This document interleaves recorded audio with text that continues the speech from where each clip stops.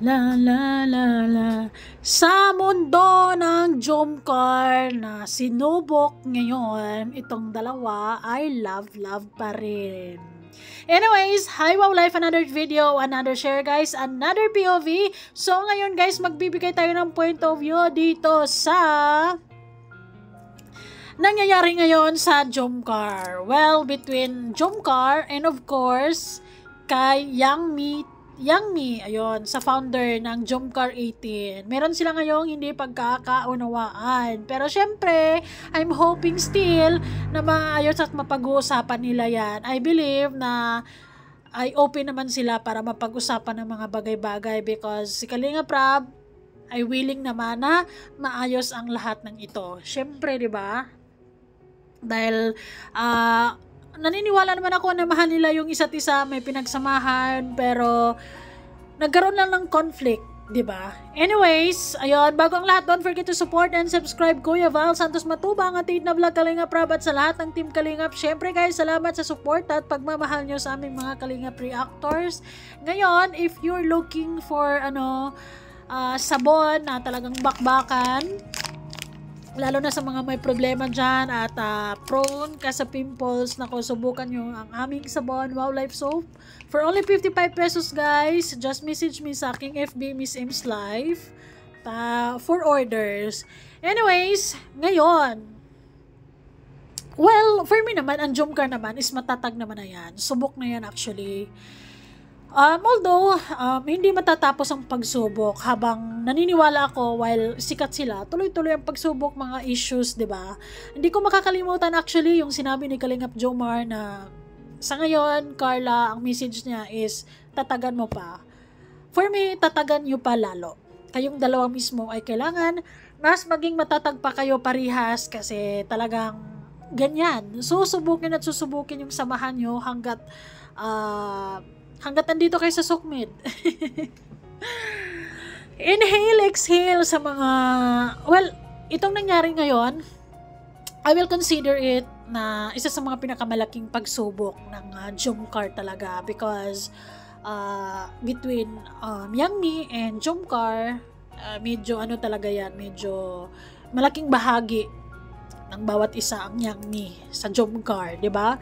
Pero nagkaroon sila ng problema, nagkaroon ng conflict. Bakit parang nagkaroon ng conflict because of love me and sa mga sumbong sa mga SS. So sana mapag-usapan nila yan privately para naman maayos at para naman ay matigil na rin ang kumbaga magkaroon na rin ng linaw, 'di ba? Magkaroon na rin ng peace of mind actually, lalo na si Carla, lalo na siya yung nag-aaral. So kapag may mga ganitong issues, of course, masasaktan sila parihas, 'di ba? Masakit para kay Papa Joms and kay Carla ang mga naririnig natin galing kay Youngmi. Anyways, sa mundo na magulo, merong dalawang nagmamahalan. Sabi nga ng comment ni Carla, pa-order po isang at Kuya Joms Mangumaw. Ay. So, ako naman actually, medyo unbothered din ako, hello, because wala namang problema between Kalingap Jomar and Carla. They're okay, they're good, and they're going stronger actually, no? Stronger nga yung samahan nila ngayon eh. Yun nga lang, may mga problema lang sa mga taong nakapaligid. Ayun nga, for example, ngayon, between Youngmi, Love Me, and kung sino pa man yung mga, Jomcar 18 particularly, sa mga iilang mga sangkot dyan. Well, ako naman, sa mga naririnig ko galing sa live ni Youngmi TV, for me, kung ako nasa sitwasyon ni Carla or kay Papa Joms, masasaktan din talaga ako dahil medyo may mga nabibitawan din siyang mga salita doon na medyo masakit din talaga. Although sinasabi ng iba real talk, pero kasi, kumbaga unfair lang sa part na nung una, si Kalinga Prab, walang ibang bumuo sa Jomcar kundi si Kalinga Prab, 'di ba? And then dumating si Youngmi, bilang founder ng Jomcar 18 at nagtayo sila ng grupo para mas makatulong pa. And good job because talagang nagawa nila ng maayos, 'di ba? Talagang nagbigay sila ng mga blessings talaga between kay Carla or kay Papa Joms. Now, ay medyo nasambit ni Yang Mi ng very very light ang mga naitulong niya, mga ganito, mga ganyan. Siguro kasi out of anger dahil sobra napuno na rin sa mga parinig, sa mga kung ano-ano mga nasasabi, kaya talagang hindi na rin kinaya. Although medyo unfair 'yon para kay Carla at saka kay Papa Joms kasi at the end of it, sila pa rin ang matatamaan, I believe so. Na sila pa rin yung matatamaan, 'di ba, sa lahat ng ito. Para sa akin, nasasaktan talaga si Carla at saka si Papa Joms sa live ni Yang Mi TV. Kahit naman na sinabi niya na hindi siya galit kay Carla or kay Papa Joms, pero maririnig mo talaga sa kanya na may tampo, 'di ba? May tampo kasi hindi daw nag-reach out or kumbaga hindi na klaro ang mga bagay-bagay. 'Di ba? Hindi na klaro or hindi na pag-usapan yung mga bagay-bagay kung paano nag-ugat ang mga sama ng loob hangga't sa lumala ng lumala at naipon ang naipon at yun pumutok. Pumutok kagabi at yun na nga ang natatamaan. Siyempre walang iba ang Jomcar or si Carla lalo na, 'di ba? So para sa akin, yung sinabi ni Ma'am Yang Mi TV na wala na siyang pakialam kung mabuwag ang Jomcar or mabuwag ang Jomcar 18, mabubuhay pa rin siya. Masakit 'yon from from her as a founder na 'di ba ang layunin ng founder is mabuo ang Jomcar, solid ang Jomcar at magiging maayos ang Jomcar. Pero siguro ganun talaga kapag napuno ka na dahil sa mga issues din at may nararamdaman ka ding tampo. Ganun talaga ang mangyayari. Ngayon guys, sana mapag-usapan, sana maging maayos yung pagkakatampuhan nila na yon, because I believe after ng live ni Yang Mi is mas lalong lumala yung tampuhan, mas lalong lumala yung nararamdaman ni Papa Joms at kay Carla, yung mga hindi pagkakanuan, di ba? Pero sa live ni Kuya Jins kanina, sa nakikita ko, si Kalinga Prab is willing to fix it para mapag-usapan at mapaharap silang lahat, sila Milabi, o yung mga SS na sinasabi nila na nakapag-trigger kay Jomcar, sa Jomcar, kay Yang Mi. Feeling ko naman open naman sila para pag-usapan ng mga bagay-bagay. So, 'di ba? So, may chance na maayos 'yan. And with the help of Kalinga Prab and the rest, sana mapag-usapan ang mga problema at hindi na lumala pa. Kasi kung mapabayaan 'yan, for sure, marami pang mga issues nang lalabas, 'di ba? Marami pang mga kung ano-ano, mga ganito ganyan.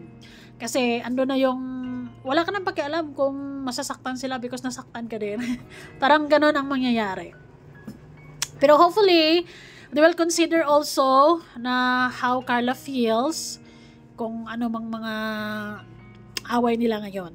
Kasi syempre, hindi rin may iwasan ni Carla na talagang mag-isip ng sasama yung loob niya. Pero good thing, si Carla ngayon talagang nakikita ko naman na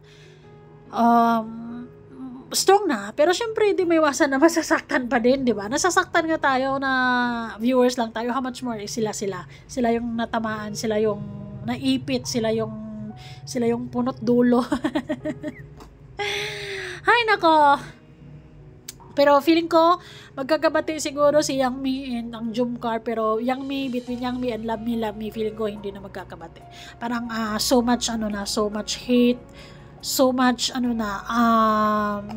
hindi na masisave yung relationship. Pero hopefully still mapag-usapan nila at ibaba na lang yung pride. So Kalinga Prab is willing to fix it and help para mapag-usapan, at kung saan man yung mga SS na yan, sana maipon-ipon nyo at mapag-usapan din yan bukas siguro, hopefully, para maayos na sa madaling panahon, di ba? Pero ako naman, good thing for me good thing because Carla and Papa Joms okay naman na sila. Okay naman sila, wala man problema. Ako, pag wala silang problema, for me, everything is good. Pero syempre, still affected sila kasi yung mga tao na nagaway-away is malapit sa kanila, 'di ba? So hindi maiwasan na masasaktan din sila. Of course, given na yon na ano din, sayang din kasi yung samahan talaga nila. Anyways, nung isang araw natuwa naman ako kay Carla because sa mundo ng maraming gulo, sa mundong magulo, siya is nagawa niyang sumaya while nagluluto. Ayun, hopefully Yangmi and Jomcar still be okay after this trials, mapag-usapan nila ng maayos, ng mahinahon, at ma-explain nila yung bawat sides nila, paano sila humantong sa ganito, 'di ba? Because if it's like gawa-gawa lang kaya na-trigger ang Jomcar, it's not fair din for Yangmi. So hopefully talagang mabuksan nila lahat ng mga issues nila kung paano nabuo ang mga bagay-bagay na hindi mga pagkakaroon nila. Kasi masakit sa puso yan. No? Kapag kikim-kimin nyo yan, ako, one of these days, talagang sasabog po yan, lalo puputok yan, lalo, ganon. Ngayon, good thing kay Carla is, strong na rin naman talaga siya. Siguro, alam na rin niya yung mga mangyayari ngayon, pero di maiwasan na masaktan siya. Pero nung isang araw, napangiti talaga ako dito. Sa...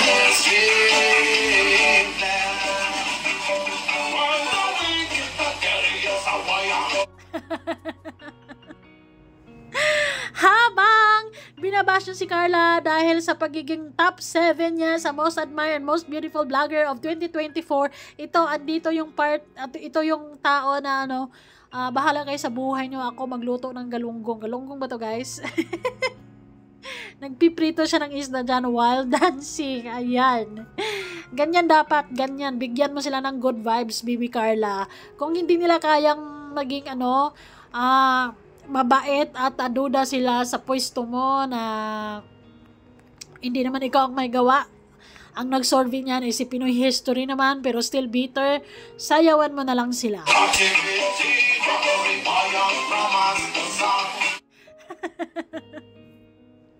Parang walang nangyari. Well, sa totoo naman ako, kahit ako naman ang nasa lugar ni Carla, talagang sasayaw lang ako. Siguro sasayaw ako ng 8-8 spaghetti pababa. Ganon. Kasi, hindi ko masyadong papansinin yung mga nega vibes or nega comments because bitter sila because number 7 si Carla.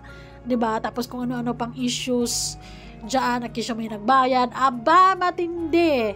But anyways, Carla, stay strong talaga. Tatagan nyo pa lalo ni Papa Joms dahil sigurado ako, hindi matatapos dito ang issue, sunod-sunod ang issues. Pero ganoon naman talaga ang buhay, di ba? Sikat ka man or hindi sikat, maraming mga problema. May mga problema, may mga problema, may mga nega.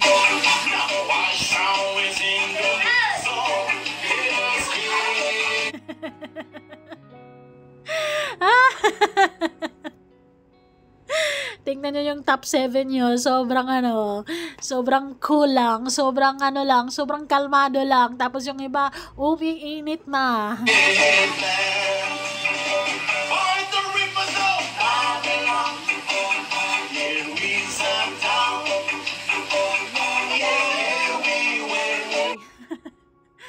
Ay nako guys, sana syempre, alam ko naman na kaya ni Carla ang mga pagsubok ngayon.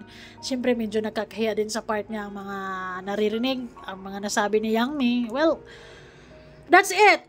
Sinubok lang siguro talaga yung samahan nila. Sana maayos pa mapag-usapan nila. Pero kung hindi na, sige, mapag-usapan na rin for the last time para naman matapos na rin at hanggang, diba? Para matapos na ang usapan. Kasi kung hindi naman nila yung pag-uusapan, tuloy-tuloy ang usapan na niya na pangit, diba? Ganon yun. Yeah.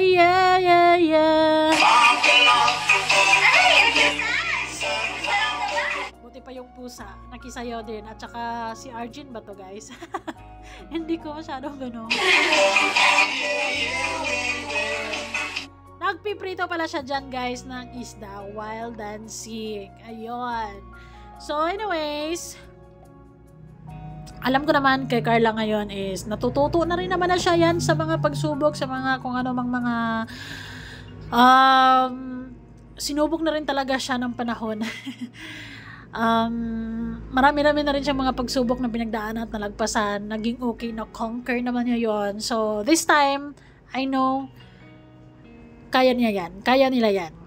'Di ba? wala ako, syempre nagwo-worry, ano din ako na napapaisip din ako sa kung anong nararamdaman ni Carla ngayon. Syempre, given na yun na masaktan, syempre naman, 'di ba? Pero ako hindi ako masyadong nag-aalala because Kalinga Prab is there, Kuya Val, of course, Papa Joms, and Carla is solid. So, wala silang problema. Although, may nagkakaroon lang ng conflict sa mga taong nasa paligid. Pero, between Carla and Papa Joms, solid sila. Maayos sila, masaya sila, nagmamahalan sila. So, for me, okay tayo sa part na yon. And hopefully, magawa ng paraan at makapag-usap-usap na sila at magiging maayos na ang mga bagay-bagay. Thank you so much guys for watching. Kayo, anong masasabi nyo sa issues ngayon between Yangmi and Jomcar and Love Me ba yon? Thank you guys so much. Bye!